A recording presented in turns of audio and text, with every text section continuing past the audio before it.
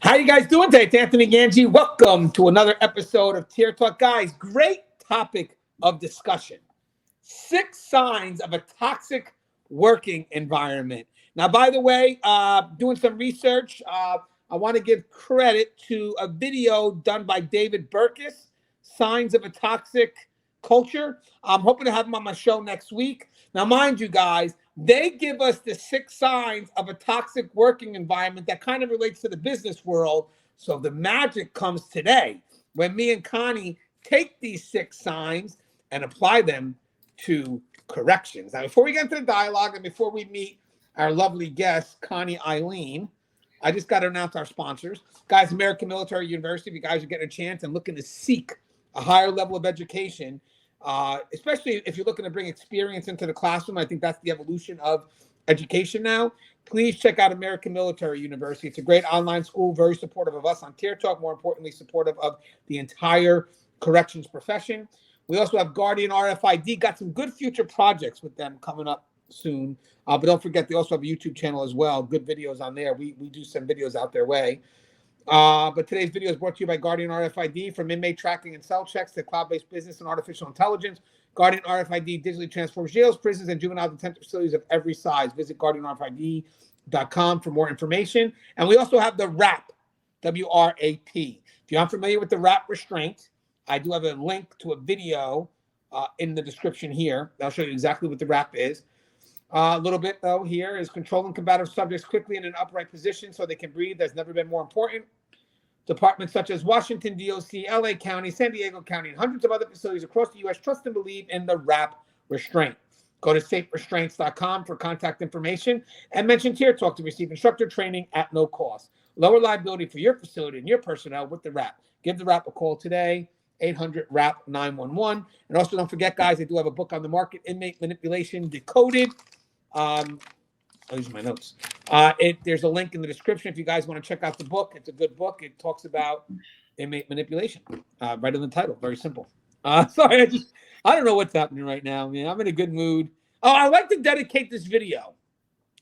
I'm going to say to SH, someone that's looking to move up in the profession. So I want to wish them good luck. And this video is dedicated to them. It's my effort in saying you are worthy of the position. And hopefully, I don't know how dedication can bring anybody good luck, but I just want to say that we're thinking of you and we hope that you secure the next milestone in your profession. Wouldn't you agree, Connie? That's a good way to dedicate a show to somebody. It's an awesome way to dedicate a show. All right, Connie. Now, who are you? Oh, come on. So I am Connie Alleyne. I am the founder and president of the Civilian Corrections Academy. I'm also the podcast host of The Fly Behind the Wall. Season 3 is currently out there. Still waiting to align with Gangi's schedule to see when he can join me, just so that everyone is aware. I'm also the author of The Cage Was Her Cocoon, which continues to help folks transform their lives. And, you know, it's hard to believe sometimes that I did that, you know, but it's an exciting time to be able to support people inside and outside of the profession and allowing my story to sort of be that catalyst. And now we are going to dive into some things that we see oftentimes in the business world, but it is definitely very prevalent in our environment. So I'm looking to have some fun with this discussion. Wow, you're used to hosting your show that you're hosting mine now. Good job. You know, you stepped on my joke too, guys. By the way, I wanted to say a joke. I wanted to go into this whole discussion about what episode she's on and all this other stuff, and then to cut into the joke that we all look forward to hearing. Like, hey, how come I haven't been on the show? But you ruined it. You ruined my opportunity to kind of go into that joke. So maybe next time. Well, listen, I'm going to take the wind out of that sail because you are on my schedule to be on.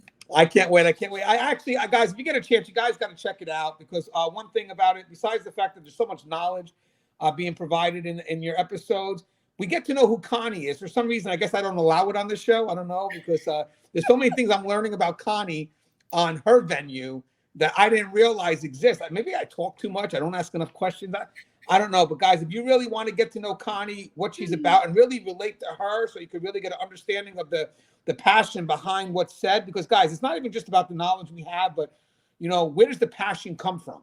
You know, why are we so invested in this profession?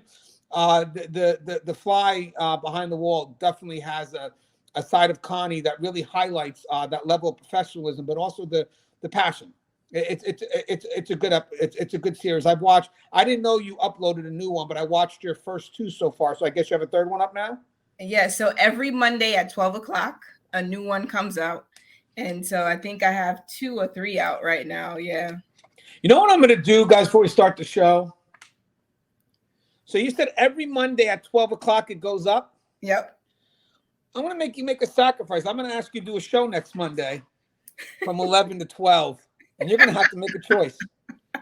Are you going to upload the fly behind the wall? They are pre-recorded. Oh, all right. Whatever. And that way they are on a schedule just in case something like that happens. Well, you know what I'm going to do? I'm going to create a show called, what's it called? The spider up the wall? Just kind of like be the opposite of fly behind the wall and talk about corrections. Now, guys, so obviously we're being a little lighthearted, which is definitely a great way to start a topic of toxic working environment. That's a great way to start a topic like this. Sorry, hold on. Let us get ourselves into the... Yeah, there you go. There you go. Because our environment could be toxic. So, guys, I think the points he mentioned really hit home. So the magic is going to come in how we apply it to our profession. So me and Connie have had some discussions, but I still, again, we kind of free flow our dialogue here, but we do know what points we want to hit. So what I'm going to do is I'm going to kind of go to Connie first to present her perspective, then I'll present mine, and then maybe we'll combine, and then we'll go to the next one. But guys, this is a worthy dialogue because if you are looking to go into a management position, the signs that are here will let you know. It's kind of like your scoreboard. Are we doing things okay, or do we have to adjust? So I think the stuff that we're going to talk about here and the perspective that we're going to provide will help us create a non-toxic working environment. So the first thing that we want to talk about, and maybe Connie could define it, is top-down leadership style. So what does that mean, Connie?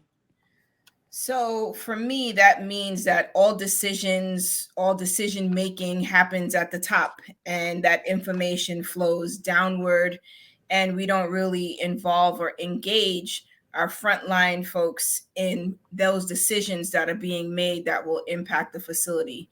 Now, to some extent, right, just the nature of us working in this paramilitary structure, the nature of there being a hierarchy, there will be directives, or there are directives and such that come from the top and they flow down. However, there is a way that even within this leadership style, we can integrate, the voices of those on the front line. Right. So, yeah. So I'm going to mimic off on some of the stuff you said. So he makes note in his video, Dave Burkus' video on signs of a toxic culture, that a top-down leadership style is usually a style that is positional. What I mean by position is you're looking at your position for your permission to lead, if you will. Authoritative nature, micromanaging. And if we want to talk about the opposite of a top-down leadership, the opposite would be what we are looking for today, a servant style of leadership, where you're in a leadership position to serve the people that follow you. It's a transformational leadership, because as opposed to micromanaging, you're looking to empower people so they can become confident in decision making and just taking on the next leadership role. So it's an empowering culture. And basically, the opposite of a top-down leadership style is basically giving people the freedom to make their decisions within their prescribed role. And the bad thing about top-down leadership, so again, we got, just to make sure we got what it is and the opposite, so we can talk about both. The bad thing about top-down leadership, when it comes to micromanaging, is that it limits your employees' engagement. So think about this, guys. When you're in a micromanaging position and you're telling your people, okay, this is what you have to get done, and this is how you have to do it, you're not giving them any freedom within their prescribed role to really develop systems and really be motivated and engaged and invested in the work they're doing, because you're micromanaging every aspect of that. So having said that, it's okay to say, hey, guys, within your prescribed role, this is what we want done, but you want to empower them and let them figure out how to get things done. The magic behind that is the how. And again, when you have a micromanaging environment or just an environment that really pushes on, I'm the boss, so you better listen to me. And if you don't, these are the consequences. You're going to get employees that are less engaged. They're not looking to move up. And to be honest with you, you're not preparing them to be in a leadership position where they're going to have to make decisions, because micromanaging, the side effect of that, because believe it or not, there are people that like to be micromanaged, not the do-gooders, not the go-getters. The go-getters, they don't want to be micromanaged. They want to kind of make decisions, be on the fly. And they want to be engaged in the work. They want to be invested. They want responsibility. But you have those that don't. They're the opposite of ones that want to be empowered. And they like micromanagers because they wind up being reliant on them. And the sad thing is you're not giving them the ability to make decisions and be responsible for the outcomes of those decisions. And if, God forbid, those people move up, eventually they'll be in a world where they can't make a decision. They'll freeze. And in corrections, we don't want people that can't make a decision. Yeah. I mean, technically in corrections, it should be, you know what? Let me make a decision and I'll have to beg for forgiveness later, because the freezing part of our world is where the biggest liability is. We can always justify a decision. Trust and believe there's ways to justify. What you can never justify is inaction. But Connie, what's your thoughts on the top-down leadership style versus the opposite, the transformational, the empowering culture, I like this word he says, actually, the servant leadership? Yeah, so I think for me, as I reflect on like that top-down leadership, I think it really puts a lid on our institution, right? So in general, when we are micromanaging and we are inhibiting folks' ability to critically think on their own and be empowered and supported in the decisions that they make, we limit their interest, their desire, or even the risk of making a decision on their own. And I think, it really does us a disservice, because we do want to be preparing our staff for their next level, right? We do want to make sure that, they don't hesitate to look at all the moving parts and make a decision in the moment, right? Like that person or those folks who are managing from the top down, who are micromanaging, they can't be every place all the time. And so supposing now someone is unable to get in touch with the micromanager who has to make all the decisions, right? Like, what does that look like? The bottleneck that it creates in a process could be detrimental to us all. So, from my perspective, when you have that servant leader, that person who's empowering, who's going to support folks when they make decisions, they're using their best judgment based on the information they have at the time. I think those are the folks who are helping us to cultivate our succession plan, right? Because we aren't going to be in these roles forever. And we do need other people who aren't going to be afraid to make decisions, who knows that their organization is going to support their decision. And this is not saying just go against policy, no big deal. Like, we are in the business of managing risk. And I think we have to prepare everyone at all levels to manage the risk they might be faced with from day to day. Yeah, and I think top-down leadership obviously doesn't allow for influence to carry up. So basically, I believe when it comes to leadership, there's always going to be top-down communication. I mean, you got the strategy, which kind of, in corrections, guys, strategy that goes to operations, that automatically goes to the tactical side. So you have the ideas from, let's say, the central office, and okay, well, we got to take these ideas and we got to blend them into the facilities. And then once that's out, now we have the tactical people that got to carry it out. But the problem is that in a top-down leadership style, if there's concerns that are happening in order to carry out that mission, it's never going to travel up. The people that are closest to the concerns are never going to have the ability to travel up and say, hey, these are what the concerns are. So basically you lose out on the tactical, bringing it up to the operations, to bring it up to the strategic side, so we can really get a plan that is balanced. So one-way communication, I get it, may work in emergency situations where there's no time to question. We got to get things going. But 9 times out of 10, growth does happen outside of those emergency situations when we evaluate our experiences and wonder what we could do better for next time. And I'll tell you something, that's when people have to be allowed to have a voice, because that's going to give them confidence in following you the next time, because they know that they're invested. So again, I get it. People are going to say it's paramilitary. I get it. That's emergencies, no time to question. This is what's done. Let's go. But when we evaluate our experiences, that's where the dialogue can meet. And that's where we all need to be discussing, finding out what areas we could have done something maybe better at. So Connie, before we close off on that one, any last comment on that one? No, I think, I think when I guess the thought that I'm kind of struggling with is that I know that we are in a space where things are very time sensitive, but I feel like we have to encourage everyone's voice, right? Because, like, if we're trying to make the best decision possible, you never know what experience has informed someone else. And I think when we exclude those voices from the equation, we end up coming with an outcome that could have been better, right? Like, so, I mean, I think I get it, based on time sensitive nature, based on titles, based on all that other stuff. It's not always feasible to get everyone's input, but I just don't want us to gloss over the importance of everyone having a voice. Yes, 100%. And I knew there would be some people that may express the paramilitary structure. But again, emergency situations, I get it. But you got to be talking to your people, because there's no way you're growing. I mean, as a supervisor, especially if you're working at a new facility, you can't say you know everything. So not allow that input come in, and you just stopped your growth. And you said the word lid. So that's another thing, guys. If I go in at a supervisory position, strictly top down, I am putting a lid, because I'm not growing. And therefore, if I'm not growing, guess what? The people I supervise, flatline. They don't move either. So I thought that was great. So the next part, all right, so Connie, we'll have you do the definitions if that's all right. And then I'll cross into what he covers, and then we'll break it, make it, because I have actually a specific story for this one. And I think you actually do well. This is going to be information hoarding. So what do you think that means, Connie, from your perspective?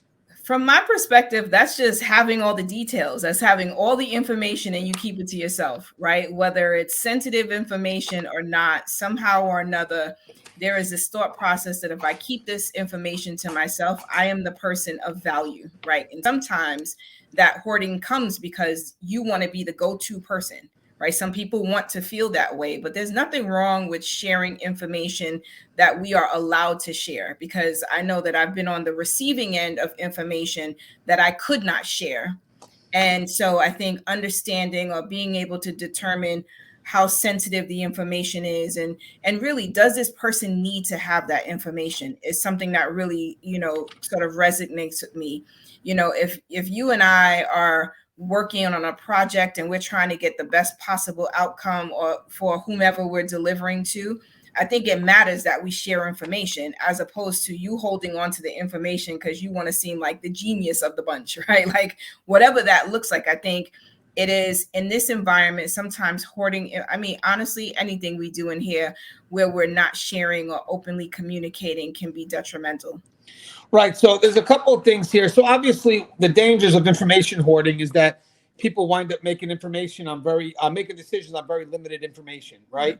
So obviously, we don't want that. I mean, that to me is definitely a true sign of toxic environment. Now, he does mention, this is something I truly agree with.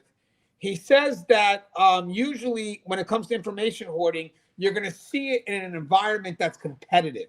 Now, with that said, competition could be healthy. It's okay to have a healthy rivalry, but competition could be drastic if, and he doesn't mention this part, in my mind, competition can be drastic when there's limited resources to provide somebody. So that's just a general social psych theory. But having said that, we could talk about, and he does mention this part of it, promotions. When you don't have a lot of promotions, let's say you're working out of jail and there's just not a lot of promotions out there, people are going to want to compete for that position. Now, the funny thing is, and we did a show on this before, what's funny? The strongest we ever are is when we're studying for these promotional exams, because our information is on point. Where we're learning information, where you're trying to get it for that next position to study for the test. Now, the sad thing is that instead of us appreciating the journey, we're so focused on the outcome that we don't realize that even if we don't become a supervisor, because let's say we just didn't score high enough, the process that you took through studying, and there's a lot you learned. But having said that, because you don't get the position, it's like, well, I did this all for nothing. And it's like, no, that's not the case. Obviously, there's a lot that you've learned in the process, regardless of you getting the test or not, or passing, because in the end, you are better than you were yesterday. But the problem that I noticed was when we were competing for this position, guys, this is very hard to do. I get it. But when we're all studying, we're not studying as a team. We're studying as individuals. So instead of us wanting to help each other get to that next position, which, by the way, guys, is a great foundation for anybody getting promoted, to know that we work together as a team. And in the end, whether I got it or not, it wasn't a win-loss. I still improved. You got the position, but you'll remember the fact that we helped each other. You're not going to get that most of the time. You're going to get people that are still competitive. And what they're going to do is, like Connie said, they're going to kind of hold on to information, because for them, information's power. Now, when you start seeing information as power, and this is information that could be shared to help someone else grow, I think that could be a concern. Again, he talked about the competitive environment. And to me, I believe that when we're all studying, that we are very strong. And to say that we're doing it in an isolated fashion, and at the end, when we all move up, it's like, well, I did this on my own. Guys, I think it will be great, as hard as it may sound, is that when these promotional exams are coming out, if we find a way, I don't know if this is unrealistic, to work together, help each other. And in the end, if you get it, hey, great job. I'll get it next time. But think about what that relationship is when that person crosses into the position, as opposed to, as I said, I did it on my own. But Connie, do you think what I said makes sense? Like, that competitive environment, could actually be a healthy competition. I get it. But it could be to the point where, well, there's not enough promotions going on. So having said that, I don't want to give him too much information, because then he has a chance to get the position. Oh, and one more thing. I also find this played out a lot with the people that wind up doing the gang stuff. So let me tell you something real quick. And Connie, if you could also feed into this. There's a lot of things that we do that, sad to say, may be recognition driven.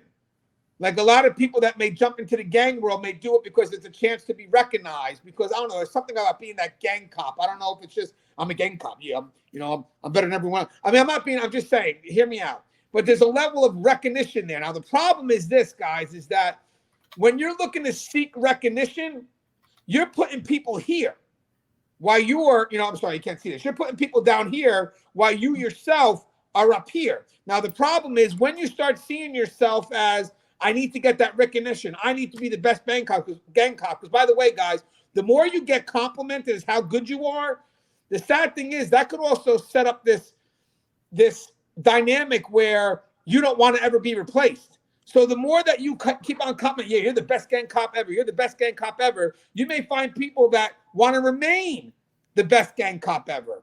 And the problem is with that is, as a good leadership style, you have to know that your job is always to make someone else better than you are. I mean, that's the key. So when you keep on telling someone that they're the best and they're being recognized for the best, and all of a sudden they start to feel that there's someone there that could be better than them, they start hiding the information because they don't want that person to grow. The sad thing is that person has great potential and we're cutting it off, not because we want to do what's better for the agency. We're making the move because it's better for ourselves. So when we start giving out these best titles and we start holding these people to the standard that you're the best, you're the best, you're the best, there are some people that's like, I want to remain the best. So they start hiding any information that can help that person grow and be better. So one day I could step off and you can now be the person that you were meant to be and be better than I ever was. So Connie, does that make sense in regards to information hoarding? Yeah, I mean, so in that context, right, like we know that, there can be some competition fueled because of limited resources. It's almost like survival, right? So like if I want to survive and if I assume that this position is, or the position I'm going for is that's for me, right? Then yeah, we create that scarcity. That scarcity is what kind of sort of fuels the behavior of hoarding the information, because if someone else gets it, like this is a key point I might have that this person may not have when they're answering the questions for the interview or whatever that might be. I mean, we've seen that other times where For example, I had the experience of being in a space where so we were accredited to provide methadone maintenance, or MAT, right? And so medication assistance. And like various nurses wanted to be that nurse, right? They wanted to be that one who, had an agenda item on the warden's meeting. There was an agenda item anytime we had visitors come into the facility. They were always the ones being recognized, or they were called in to be a part of all these discussions. And sometimes just that feeling of feeling so important, maybe for some it gives them more meaning. It makes them feel like the work that they're doing is meaningful because nothing else is getting recognized. So I think there's a little bit of everything in there. There is some competition, there is some, we don't recognize and praise staff enough, because then if they were getting regular recognitions, then they wouldn't have to feel the need to do what they're doing here. So I think there's some accountability on a leadership front that we have to take. We have to hold ourselves accountable for where this information is being hoarded. And then there's just some folks who are just a little myopic and a little selfish. And so they may believe that this is the best thing for them and their careers if they hoard the information. But I can see how it's on one end healthy competition and kind of fueling things. But on the other end, I could see how it has the ability to create a divide. Yeah, and as I said, the key here, guys, is that one is, again, promotion exams, great time for us to come together as a family, learn a lot about the facility, and even becoming a specialty, like a gang thing, or having a specialized knowledge. What a great opportunity to give a chance to mentor someone, and then hopefully they grow past you. Again, you don't want to be the only one at the end of the day with that knowledge, because eventually your time's going to be done and you haven't paid it forward. So with that said, opportunities of growth, or being given a chance to mentor someone, we should not look at that as a way, I get the rivalry or the healthy competition, but not to the point where we wind up being a reason for them not to grow. And again, that comes from you hoarding the information. And when you ask yourself why you're doing it, if you're honest with yourself, it's because deep down inside, you still want that title of recognition. And that's why sometimes you got to be careful how you praise certain individuals, because if they internalize it and they identify it so much to themselves that, I want to be the best because I am the best, I identify with this and I don't want to lose an ounce of it. Well, the problem is that person is not going to be in a good position to mentor anybody. They're going to protect the information, and they're actually going to do the opposite of helping someone grow. They're going to stop them growing. So again, if you're in a position that you have specialized knowledge, how you gain value with people is by giving everything away. That's the best way to gain value, not by, holding it in. So again, when you put out that label of best, be careful who you give it to, because in the end, they may want that label and they may be willing to do whatever they can to keep that label. I want to just kind of hit every mark. Darn it. I meant to hit that one. So now you all know what's coming up. There goes the surprise twist of season 6. Oh my God. Might as well just turn the channel off now. You know what I mean? There was such a climax in that one, or a turning point. All right. So, and to be honest, there's really no order here. I don't know why I was specific to that order, but this one actually is one of my favorites. It's default to the status quo, because I actually just learned this maybe a few months ago when I was watching another video by Craig Rochelle. And it was something that I noticed happening, but I never noticed what to call it. And basically it was like, when you're a good leader, your job is to stop everything from going to the status quo. So basically what it meant is, it's kind of like that sentence, we've always done it that way. I'm sure in corrections you hear that a lot. Sometimes when I've been at 4 different facilities right now, and sometimes when I may see something that's a little bit different, but maybe not 100% correct, I may address it and they'll give me a response, well, we've always done it that way. So one thing about the status quo is, before we have Connie's definition, is that you want to do whatever you can to stop the facility from going back to where it wants to be. Because believe it or not, guys, leaders manage momentum. So it still has to be managed. The moment you stop, the facility is going to go back to where it's most comfortable. And by the way, growth is never comfortable. It's never comfortable. But if you don't kind of, on top of it, the facility wants to go back to where it's most comfortable. That's the people. And sometimes you have to challenge people, which means that you have to get people out of their comfort zone, because that's how you grow. So default to the status quo, to me, is definitely a sign of a toxic environment. So Connie, first, I have a couple of thoughts on that. But first, what's your thoughts? What's your definition of that? So default to the status quo is really just going back to our comfort zones. Here's what we know. Here's what we feel comfortable addressing. We don't have to learn anything new. This is kind of where we are on autopilot, right? Where there's really very little critical thinking happening there. There's very little learning happening there. And there's probably no risk happening there, right? And so I think when we have people who default to the status quo, sometimes they're uncomfortable with making a decision based on new information, right? And so just because you may not be comfortable with that new information doesn't make the information less valuable, right? It doesn't void the fact that we could be doing something different, doing something better. You know, it's kind of like when we have those after action reviews, what could we done better? You know, and then we get this learning from the event that took place or the incident that took place. And then when it happens again, we still don't do it better, right? Because we haven't taken that learning and applied it someplace else, because we do feel comfortable slipping back into the way we've always done it, because there's no risk there. I'm not going to get in trouble. We've always done it this way. You know, I think when we slip back into that status quo, it's also,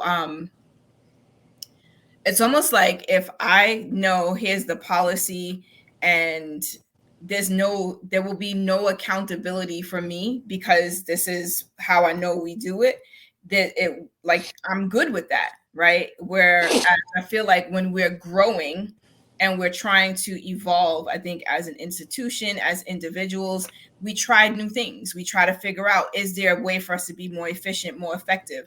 Is there a way for us to get this done quicker, right? Not cutting corners. That's not what I'm saying. All I'm saying is that when we don't default to the status quo, there are some unknowns there. And many of us don't feel comfortable with those unknowns. Yeah. And Connie, you also mentioned something about growth. And, you know, defaulting to the status quo is the opposite of accepting change, embracing change, evolving.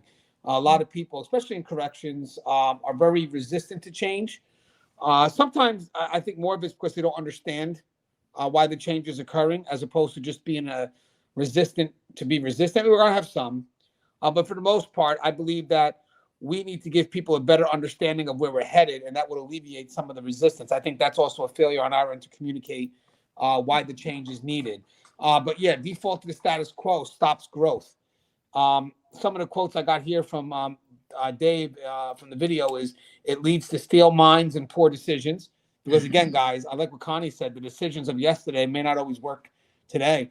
And one of the worst things is if we live off our past successes, because you know, you're not always going to be, the same things aren't always going to make you successful. And if you live on your past successes and you think that's going to kind of keep you successful, actually success could be your worst enemy. That's why failure is good, because even in here, you're right, default to the status quo, the opposite of that is growth and you know, change. And the thing about that is it does require you to step out of your comfort zone, which means, are you going to fail? Probably, but I like the phrase, failure is feedback. He says it.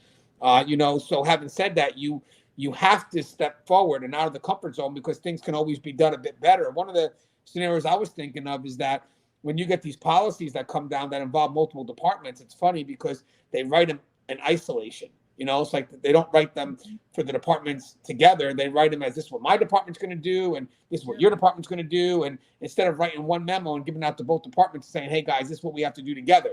So thinking of, like, let's say a medical code where custody and medical have to work together. And, you know, the default of that, the status quo, is technically custody does their thing, and if we allow medical to do their thing, they can, and we work separated. But having said that, as we've grown, we realize that we need each other. We got to work together to get the mission done. And we're constantly fighting that to keep that balance. The fact that we have to be a team because the best way to get the mission done is by working together. So again, that takes a risk. That means one of us has to open up and say, hey, medical, what do you need? Oh, I need this. And custody, how can I do this better? And that's going to require change because we're not only thinking about ourselves anymore, we're thinking about how our interactions matter with the other departments.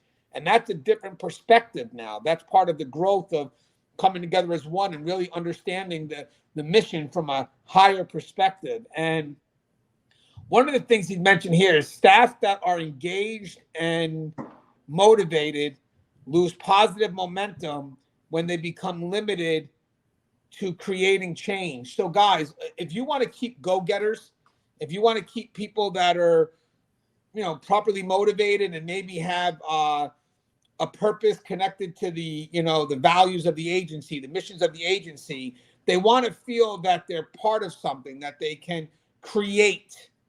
But if you send these go-getters who are good people, they could create positive change. They're loaded with potential, and you put them in an environment that doesn't allow them to innovate or create change, you either lose them or they become disenfranchised and they just don't even bother anymore. So, Connie, before we switch on to the next story, I thought that's pretty powerful. The fact that you are going to have people that are going to look to have an influence, look to make some positive change, and then you put them in an environment that's so afraid to break out of the status quo, they're resistant for whatever reason. And again, sometimes even when resistant, I know I talked about, I don't think they mean to be resistant, but there are going to be some people that, okay, maybe are unable from their level to see why the change is needed, and you can explain until they can get an understanding. But then there are some people that are just incapable. There's just nothing you can do. It's in their nature, and we'll get to that in the next part. But having said that, guys, we don't want people that don't want to move forward because then we don't grow. We want people that are going to take initiative, break out of the comfort zone, and elevate us up. We don't want to be stagnant. So, Connie, I mean, we lose good people that way, right? Would you agree? I do. And I think, it all boils down to empowerment. Are we empowering folks to feel that they can be innovative, to feel that they can do something different, to feel that if they do step out and they're not, falling into the status quo, will they be ostracized, right? Because you got to think also that person who's stepping out trying to do things different may get some resistance from their peers. Like, yo, what are you doing? Why are you doing that? Right? Like, they may not always be received well by their peers. And then you've got some managers who may also feel a little threatened by this person who's willing to go the extra mile, who's willing to try something different. And it's not because they're defaulting to what they used to do in their last facility, right? It could be, all right, I've been here long now and I've been looking at how we do things here. And I'm thinking if we do this, we could do this even better. Right. And I think we have to be willing to receive those people because we do put their light out if we start shutting them down or we start sort of discouraging them with our words or our actions. Right. And as I said, guys, that could be another reason why we lose people that have great potentials because we don't give them a chance to reach that potential. So again, I think that's something that's definitely very toxic, something we may not be aware of. All right, this one is a tough one, but we do have to say it because this is tough. Because if you only have a frontline perspective when you're looking at this, you may not see what it is that we're trying to get at from a management perspective. So I'm asking you to be open-minded with this, but it is part of a toxic environment, something that we do have to discuss. And I think Connie already knows what it is. It's the recreational complaining. So let me do this. I'll start off real quick, but I do want Connie's definition of this as well. But something he mentions in this really hit home with me, and he kind of talks about like a victim culture. I don't know if he mentions the word culture, but he definitely mentions the word victim, and it really deals with complaining to peers who really can't change things. Now, by the way, guys. Complaining, I don't know if that's the right word, but technically, I guess, if you're making an effort to complain to the higher ups to make an effort to change, that's not a bad thing. No one's saying that part's a bad thing. I obviously that's part of feedback. But sometimes we complain to people who really can't do nothing about it, we never travel higher than the peer who can't do nothing about it. So, and we've done shows on this before. Like, if you're going to want to have change, you can't do it in a whisper. You got to scream. But there's a lot of people that just want to complain. That's what they do. And then they complain to people who can't do nothing about it.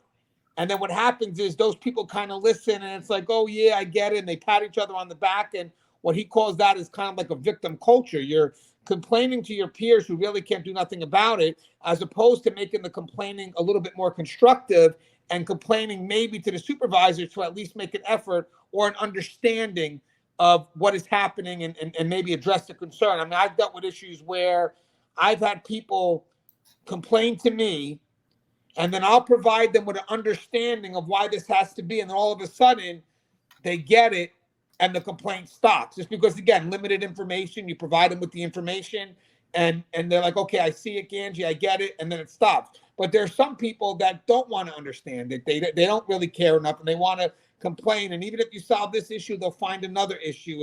He actually calls it complaining for fun.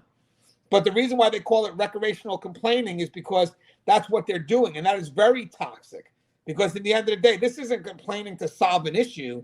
This is just complaining to kind of increase the negativity. And that's another thing that can push people out, easily, because, again, we're not complaining to our higher ups to address the issue.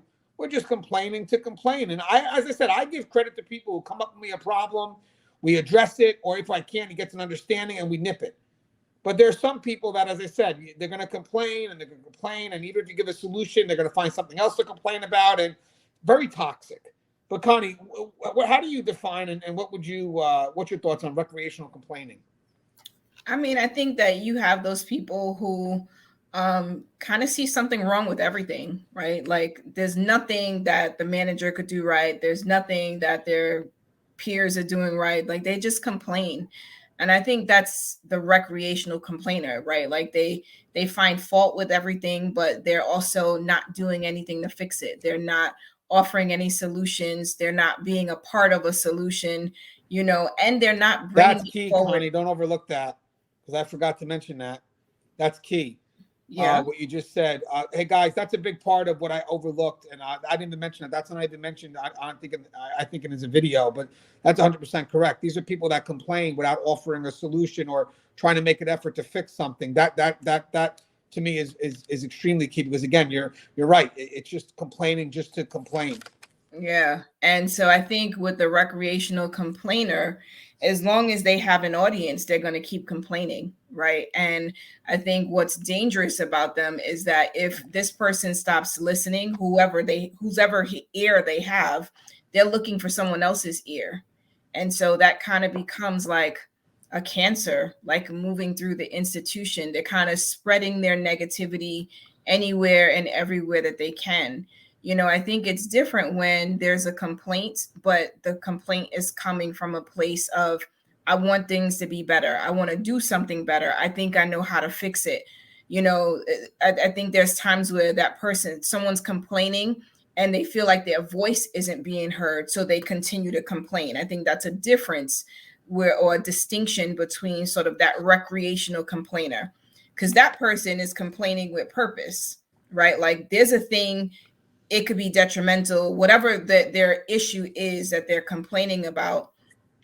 At least they're bringing it forward because they want someone to fix it, as opposed to, I'm just complaining because I see something wrong. That's my nature, right? And I think that's something we want to be just mindful of, because, I feel like there's always a place for, like, the naysayers who are going to bring things forward that some folks probably just don't even want to deal with, and they find it annoying.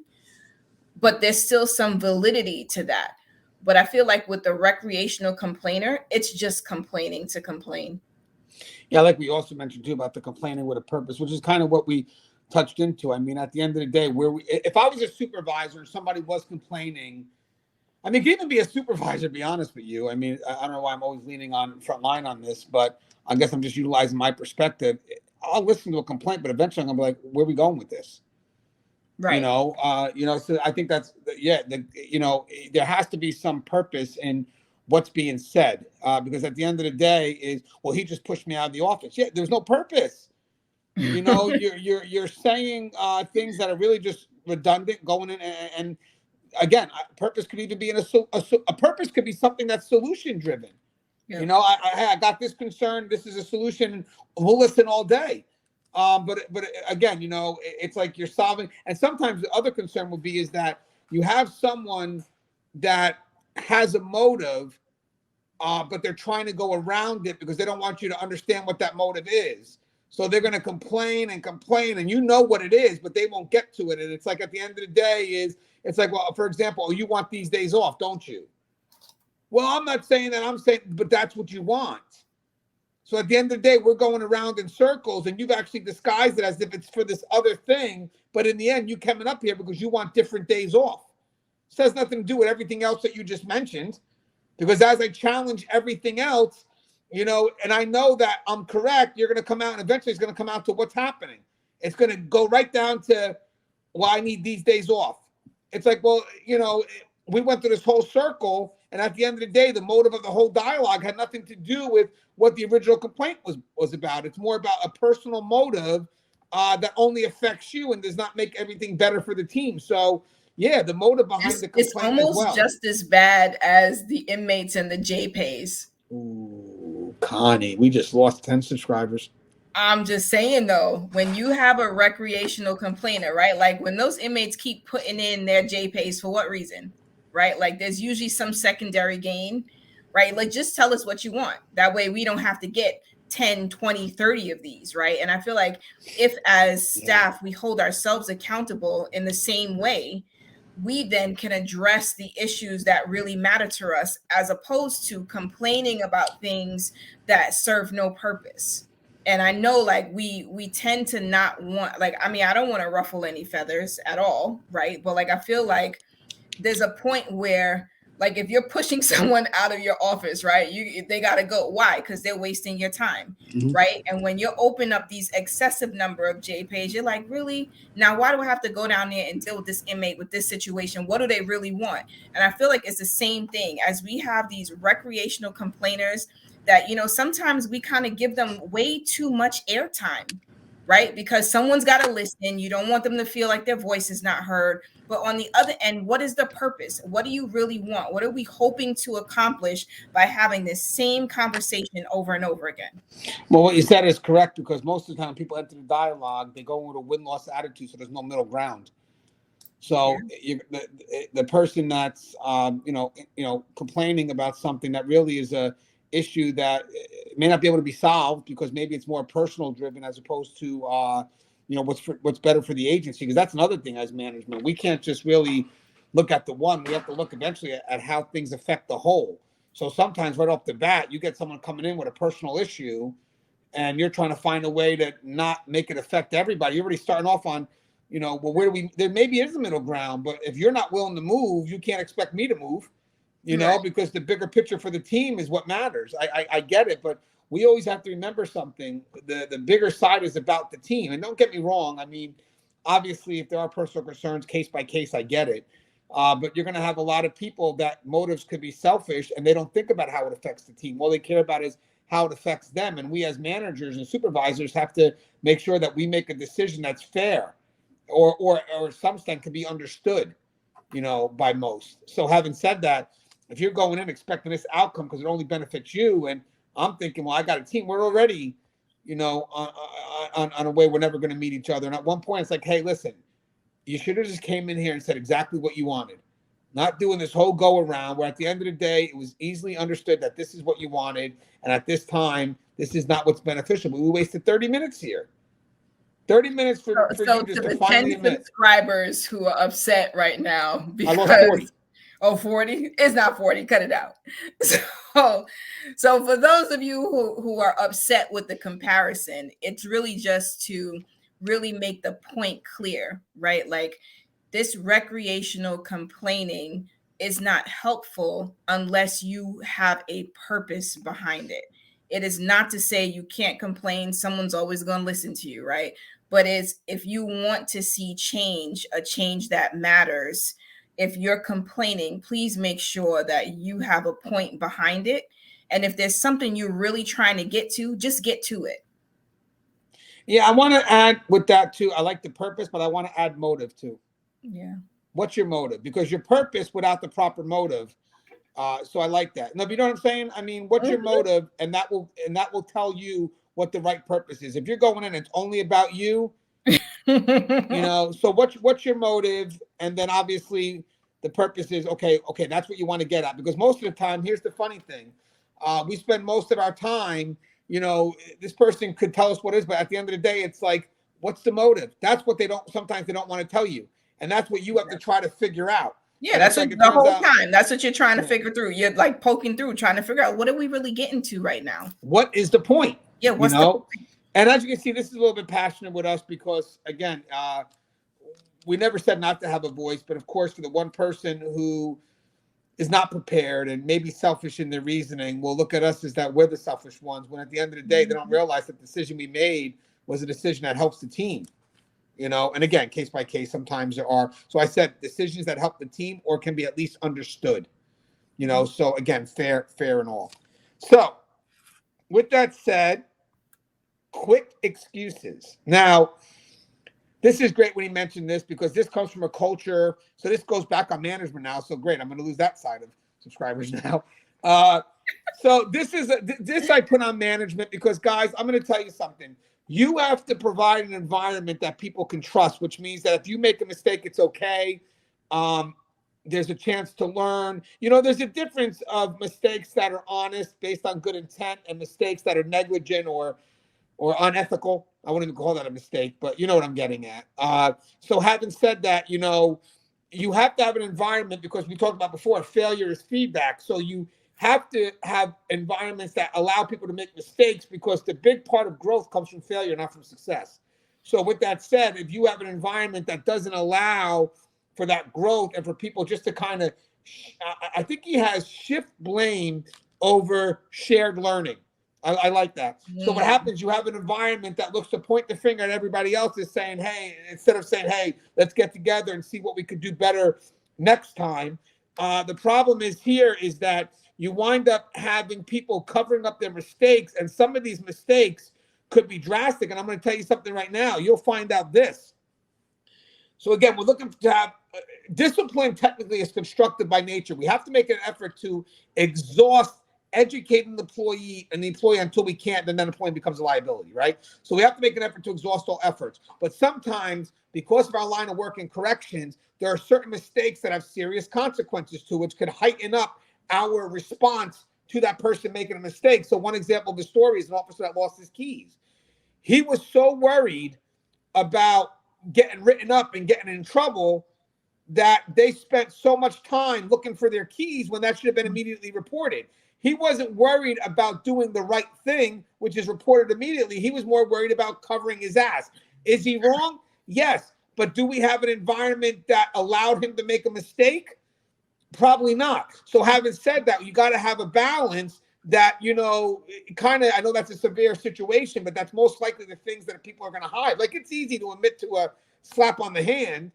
What's not easy is, as a manager, how do you make something as severe as missing keys a learned experience, something that you can teach somebody? Because, by the way, the keys went missing, and then all of a sudden an inmate finally gives them the keys, and he's so relieved because he's not going to get in trouble, doesn't report it.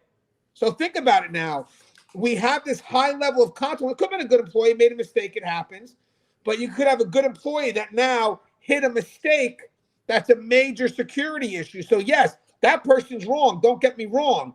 But what could we do next time to influence that person that it's okay, you made a mistake, let's have your back, let's see what we can do. Because again, you're not an employee that's negligent or has a questionable history, you're just a human.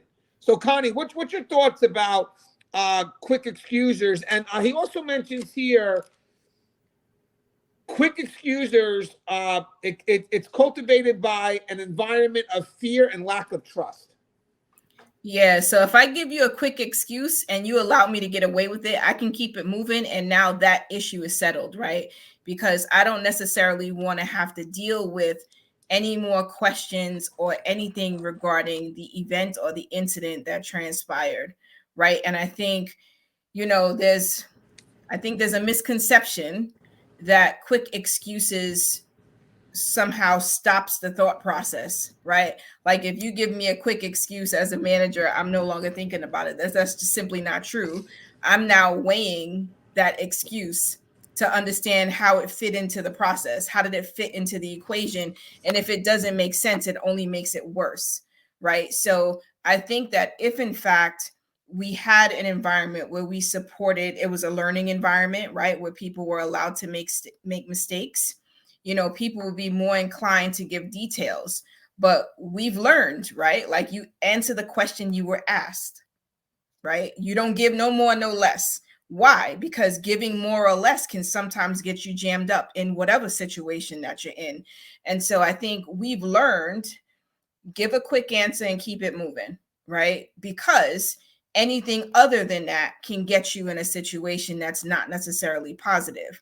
Now, I think on the flip side, even in this key situation, like our behavior can change based on what we learn. So, like for people observing how this person might have been addressed or dealt with, I think that may have been a tangible lesson for someone to take away, right? Like, oh, that person didn't come forward. Here was the consequences for not coming forward.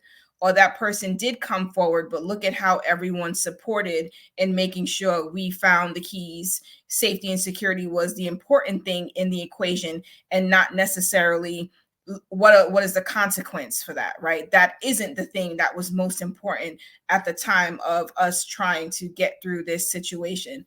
So I think there's like different ways for us to look at these quick excuses, but just understand giving a quick excuse to a manager doesn't necessarily stop the thought process. You might have satisfied the inquiry in the moment, but they're probably going to come back.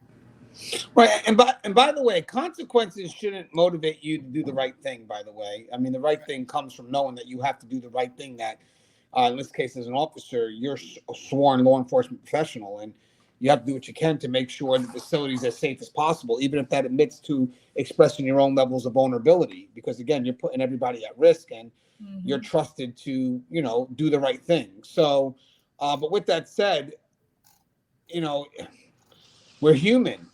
And we are going to fall into survival mode. I mean, I would love to say that, we're brave and we're always going to do what's right, but there's other consequences that can happen that, stretch into other loyalties, like your family.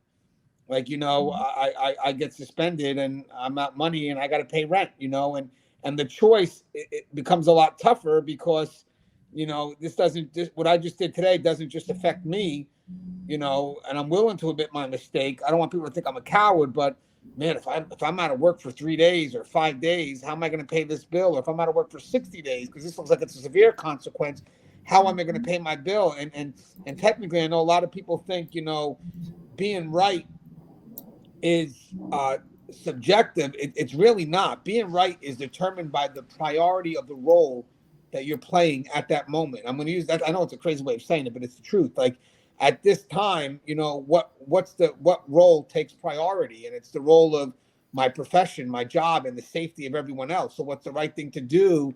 Literally is. I get the fact that you're loyal to your family, but you're not playing a husband right now. It wasn't a husband that lost the keys. It was an officer who lost the keys. So you can't go from officer and then when shit's gonna hit the fan, be the husband now. You got to remain in the officer. You got to remain within that role. I talked about that today. A little side note: when sometimes as management, you may have to write up somebody that you're friends with or whatever it was that you have a good rapport with, and the problem is, it's sad. Let's say you exhaust all levels, and at this point, you have to write the person up.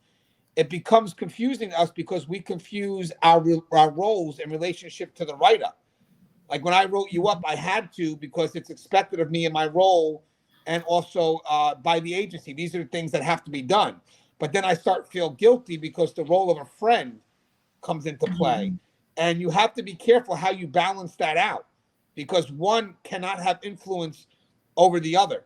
Because in the end of the day, the roles that we play, unfortunately, there's an expectation and we wind up beating ourselves up over that. And having said that, the conflict is really a conflict that we kind of shift those role responsibilities.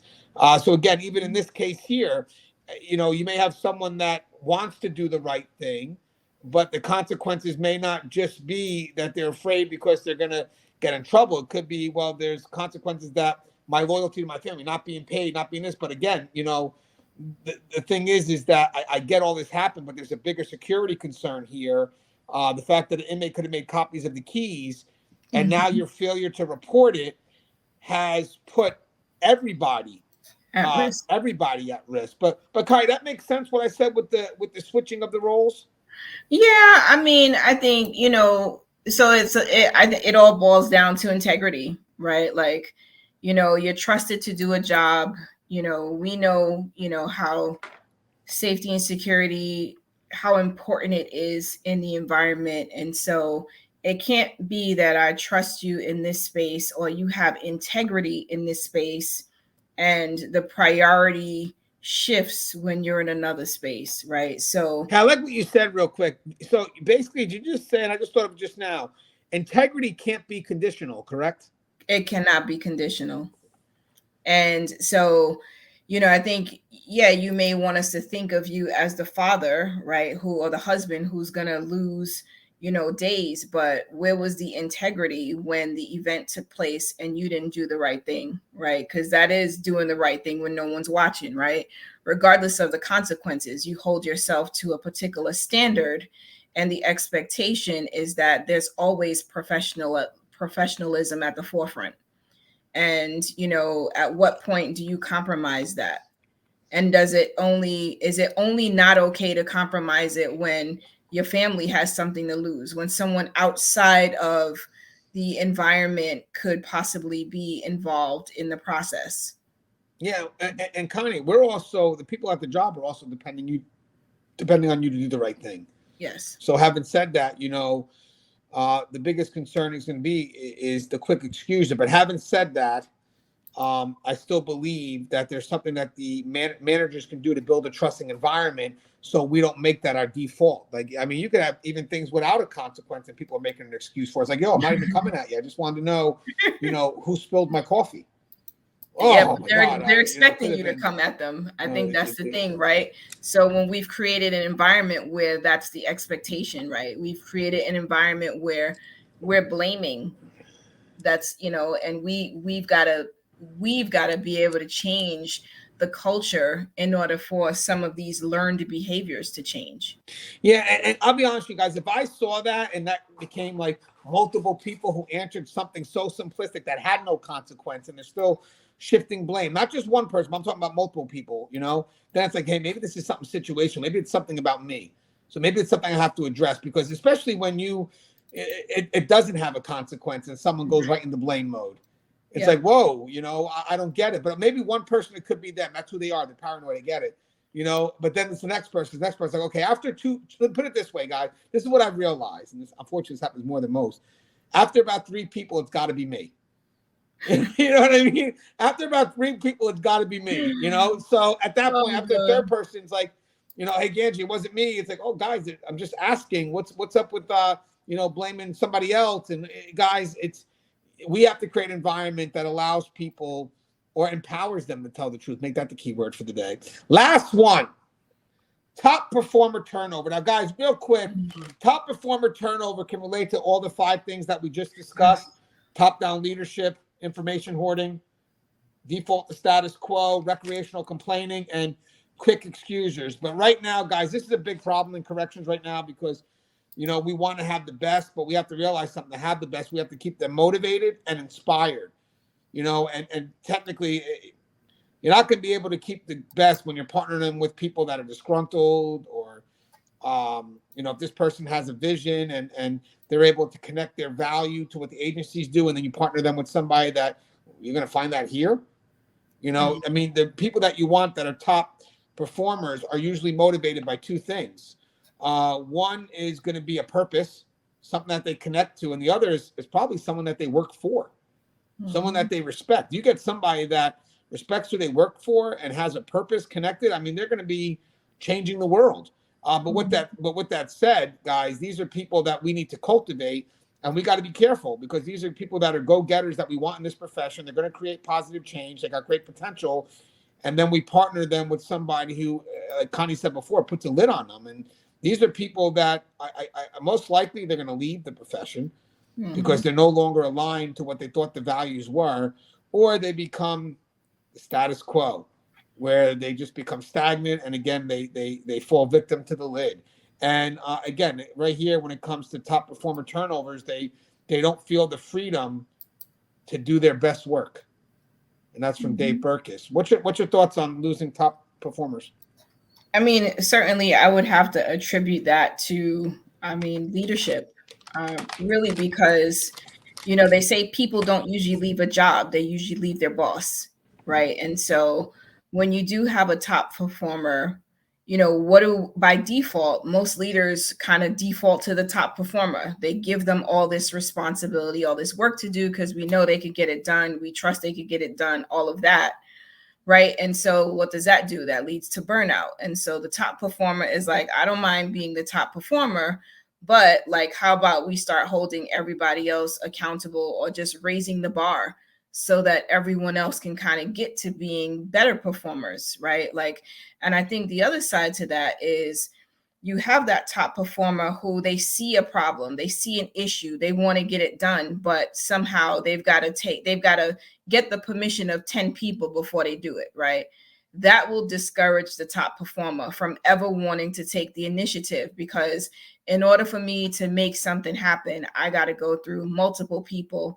And really, is it worth it? At the end of the day, do I want to work at a place that doesn't acknowledge the value that I add to their organization, right? Because it no longer feels like my organization. It no longer feels like us, right? It kind of feels like, well, I got to go through all of this in order to try to make a difference, And I've seen some really top performers who had taken initiative, and because it wasn't suggested by their manager, their initiative was shot down, right? And here you've got all these people who are like, oh, this is great. This is great. Yeah, I'd love to do it. And then you've got this manager who wants to find whatever reason they can to shoot it down, because that top performer will somehow have more power than that person or more influence than the manager. You're muted.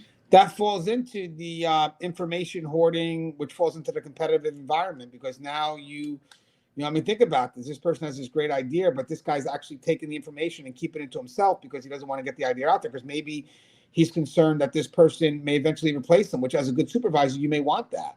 Yep. You're supposed to lead in the effort. One day you're going to leave, you're going to leave eventually and have the person succeed you and give them all the tools possible.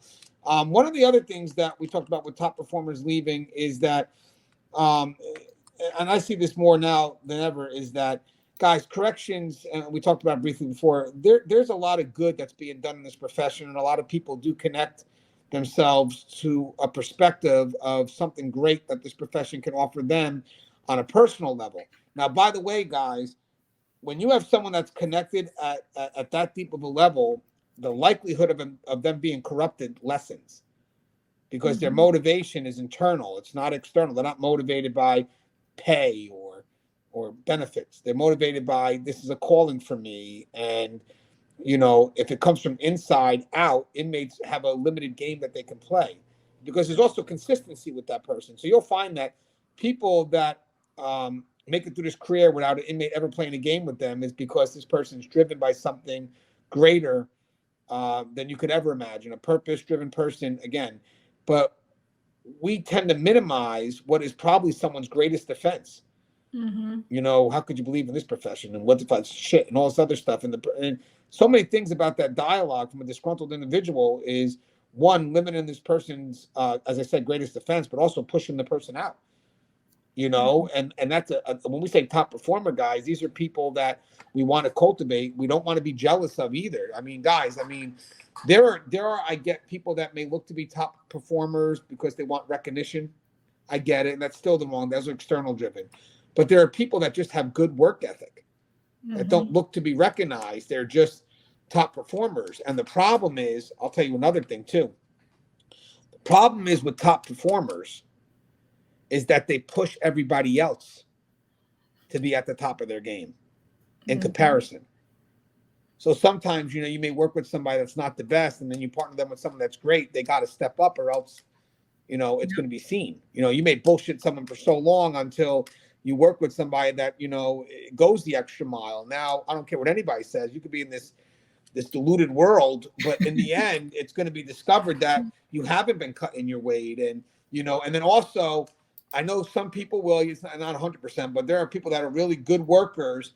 And when someone here that isn't cutting their weight, they're not going to complain to that good worker.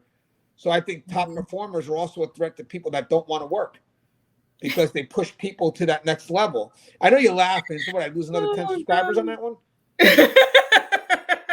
No, what happened here? What was it? I thought that was on point. Do you listen, agree? I agree 100%. Because I'm saying, hold on, you're letting me fail. I think what people don't realize is, like, the top performer isn't trying to be the top performer, right? Like, they hold themselves to a standard. I like that, Connie. I'm telling you, Connie, you never do this to me, but I did this to you 3 times today. But I like what you just said. That's what I kind of meant.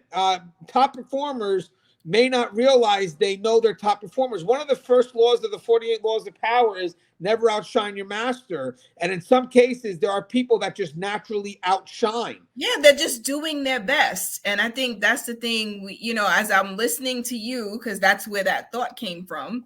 I'm sorry. Yes, I was listening to you. And that's where that thought came from. That those top performers are just doing their best. Like, they're not trying to be the top performer.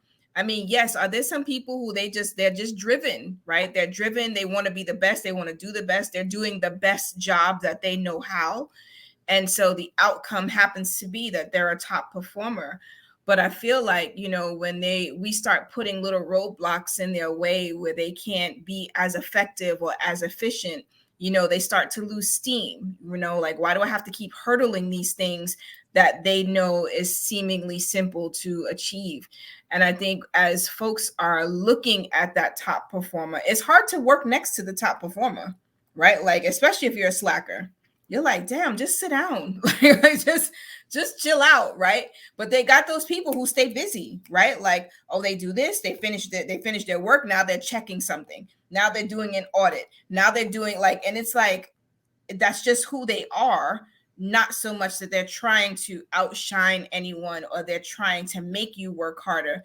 But by virtue of me working with the top performer, I'm like, oh shit, I better bring my A game, right? Like, because they don't see it that way. I can't work next to this person and they're doing all this greatness and I'm doing nothing. And doesn't that fall back into that competitive perspective too? Because, you could have some people that will be concerned that person, right, could outshine them. And I want you guys to know something. I just text Connie hi. And the reason why I did it was it takes 2.5 seconds to text hi. There are 24 hours in a day. If I'm not worth 2.5 seconds of your time, you're not worth a position in my life. Connie, you are worth 2.5 seconds of my life. Okay? Yes.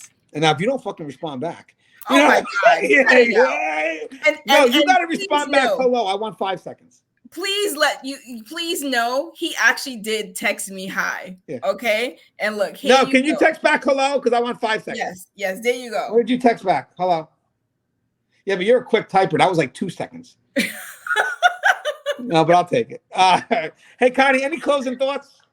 No, I mean, listen, I think this was like a great thing for us to explore. I think as we think about our environment, and yes, it could be toxic in nature, right? But like, I think we have to own what kind of culture we want to create and what kind of culture we want to cultivate. And, we may not always be in the best positions. We may not always see things through rose-colored glasses, right?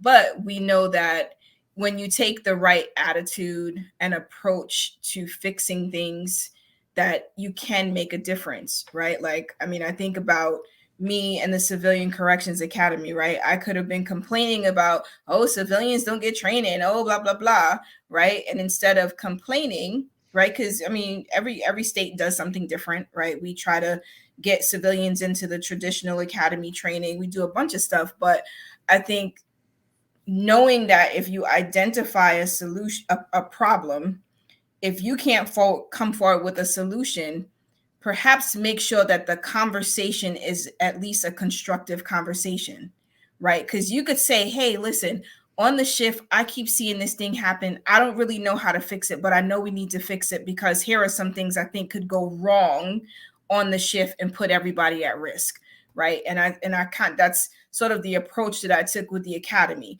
Like, I don't really know how to make sure all civilians get the training I think that they need, but if I put something together as a solution, at least I'm offering something to try to help fill in the gap. And I think that's the mindset we have to go in, is that we may not be able to change the whole system, but if we come from a constructive place, we can probably offer some viable solutions.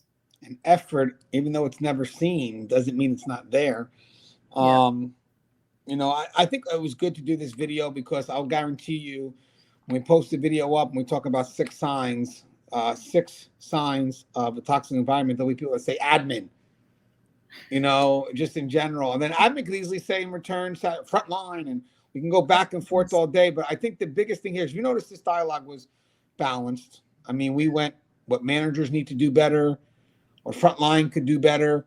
Again, it's an effort to build in the middle. It's an effort to kind of be universal with the blame, if you will. Because an effort, both parties. But what's funny is when we do 6 signs of a toxic environment, I think the key part of this dialogue was look inwards. Before you point outwards, look inwards. Look at yourself first, because a lot of the things that we talked about right now starts with you. Starts with understanding. Let me see if I'm a part of this. Let me see if there's something I could do better in case I see it. Maybe if I'm not part of it, maybe there's something I can do better because now that I can recognize it.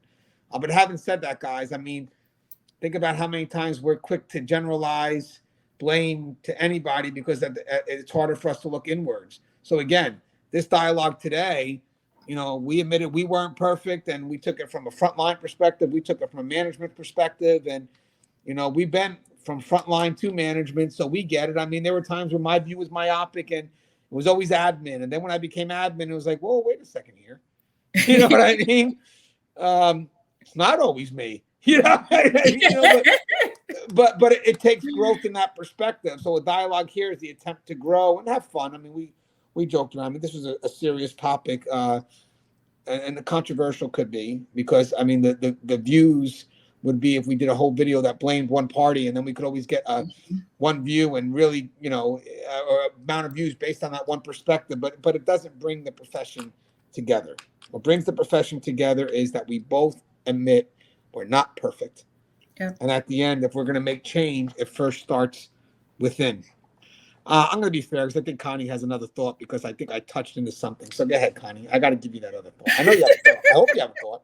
No, because it looked like you were engaged in what I was saying. So by all means, I hope you. No, so I think the being introspective really matters. And when you said that, all I kept thinking is that some people just don't want to look within, right? It's easier to blame the system. It's easier to blame the environment as opposed to looking at what could I do to be different, to contribute in a positive way. What could I do to make a difference?